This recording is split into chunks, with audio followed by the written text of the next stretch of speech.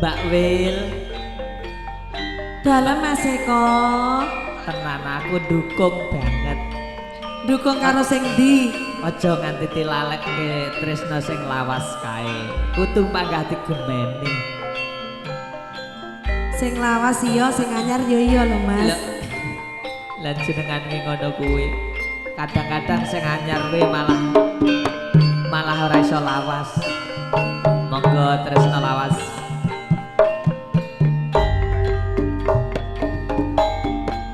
Kaya ngene rasane panggah kelingan nalikane kenal kowe sepisanan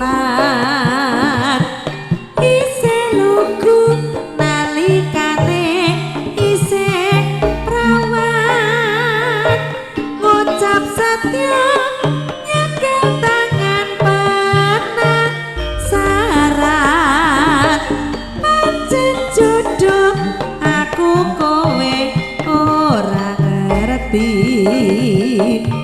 senadyan to biyen kae nate janji pungkasane dipundhut garwa wong liya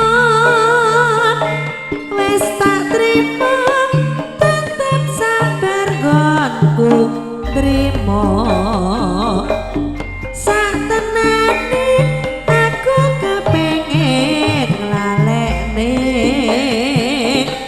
tresno lawas biyen aku karo kae rasa tresno tak lelekne ora bisa nadyan kowe wis dirabi wong liya cerita tresno tak kira cukup sakmene senadyan to biyen kae nate janji ning kepiye aku kowe kerap weruh tresno lawas cukup malah dadi kesro sing sabar ya Mas Mas yo ora iso dadi siji sing penting tetep tak kancani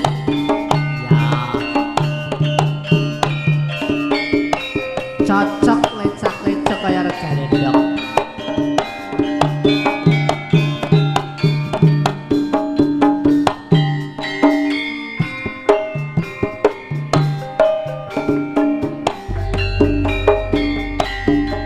kaya ngene rasane panggah kelingan nalikane kenal kowe sepisanan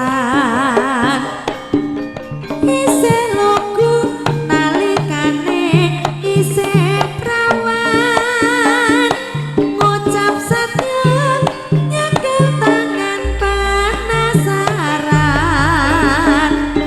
pancen jodoh aku kowe ora ngerti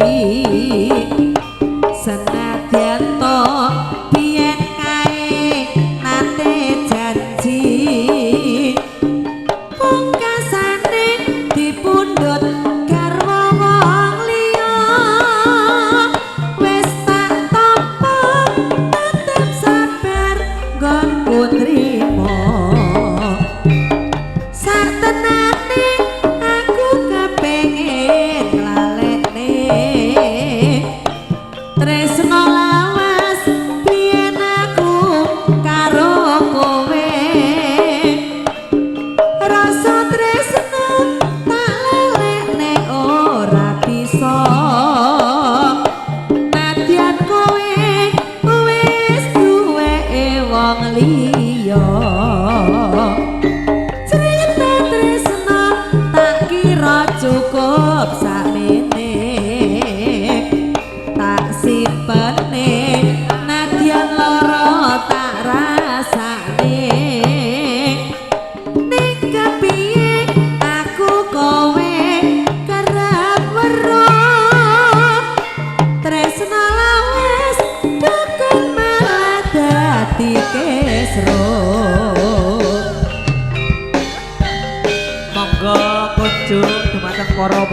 Atur sampur kasuwun ingkang jumeneng. Sepeda malih dumateng para-para ingkang sampun pikantuk pahormatan sampur kasuwun ingkang jumeneng. Matur suwun.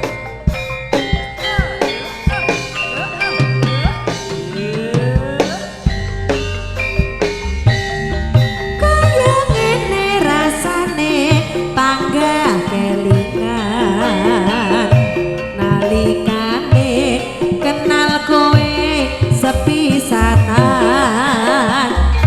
isih lugu nalikane isih prawan ngucap setya nyekel tangan penasaran pancen jodoh aku kowe ora ngerti senadyan to biyen kae nate janji pungkasane dipundhut garwa wong liya wis tak trimo tetep sampeyan aku trimo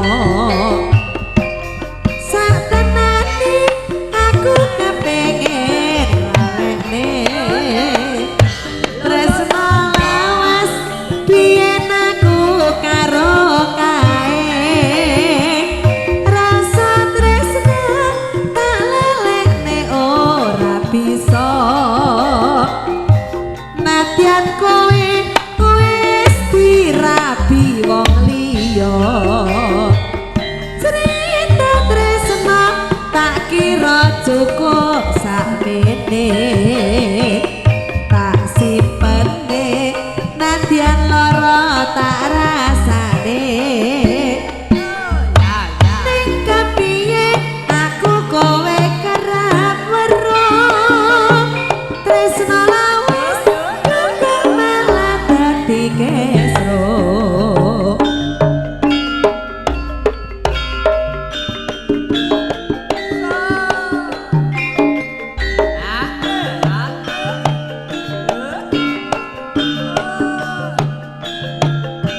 Monggo ingkang ngersakaken sengit Kang Mas ganteng dhewe. Iki sengit karo sapa?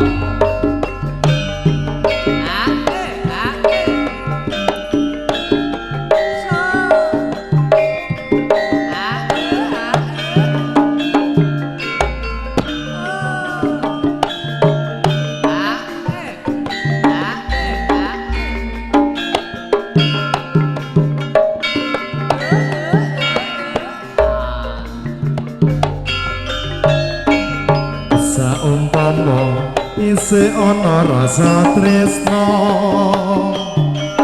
kang sumlempet mapan sajeroning nala tak gadang aja kanggo kenya liya ning kene anggonku nunggu saben dina kok menapa isih nyimpen rasa kangen ndang kondo dimenati murali ngesem ora ilo selawase mongko endem merko bisa gawe korei pangangen aradok suwe aku kowe gandeng rasa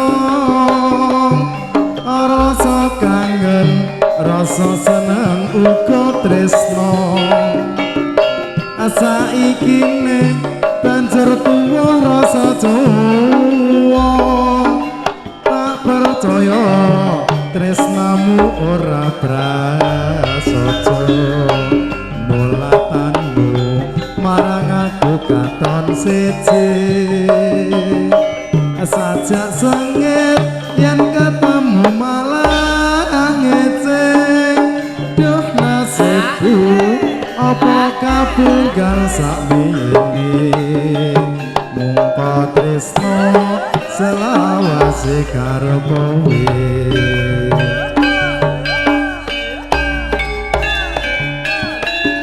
Agus keperanan katur panjenengan. Matur suwun Mas Eko.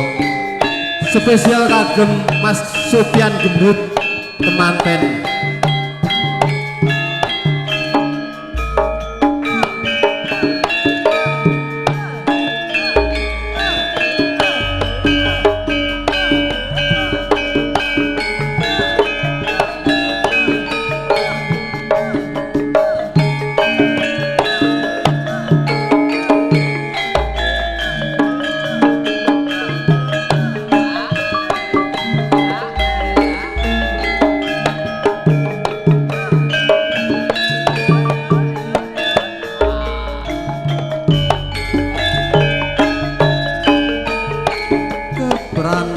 Jroning atiku nalikane pisanan ketemu dasar wanita sulistya wicaksana lan ledya ing karya kepranan sulabawan wasise wicara wiraka sarta wirama nyata dika kanya kang sulistya jroning batin tuwa rasa tresna kang saya ngrembaka rino kelawan wengi sliramu tak anti-anti wong ayu tak ipi-ipi saka sorote netramu yen rasela sajroning batinku luput panggraitanmu ana tresna sajroning atiku. Matur suwun Mas Eko, monggo ingkang mundhut gending. Matur sembah nuwun Surya Laras.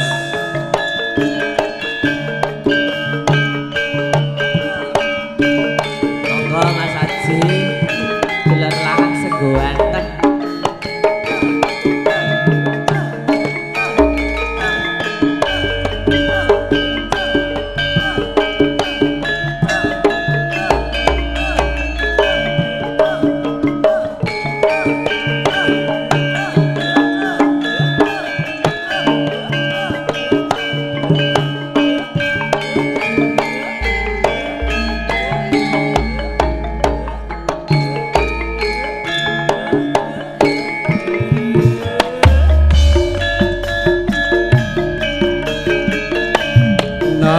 Sajroning atiku nalika sliramu ninggal aku apa sliramu ra krasa aku kudu sambat karo sapa tak suwun rino lan wengi mugi-mugi Gusti ngijabahi sekapan anggenmu bali bisa kumpul kaya tungi-ungi